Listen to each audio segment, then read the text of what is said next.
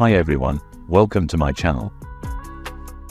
In this tutorial, I'm gonna be showing you how to create QR code in PowerPoint. To create a QR code in PowerPoint, you can do the following. From the Home tab, go to the Get Add-ins. Search for a QR for Office and select Add.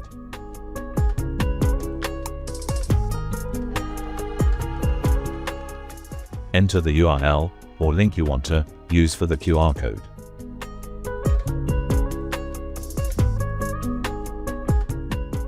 Customize your QR code's appearance, such as the color, size, and background.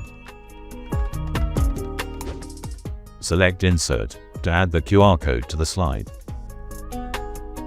Same steps you can try for Microsoft Word and Excel also. That's it, very simple and very easy. Thanks for watching. Comment below what you'd like to see next. Don't forget to like, subscribe, and hit the notification bell for more.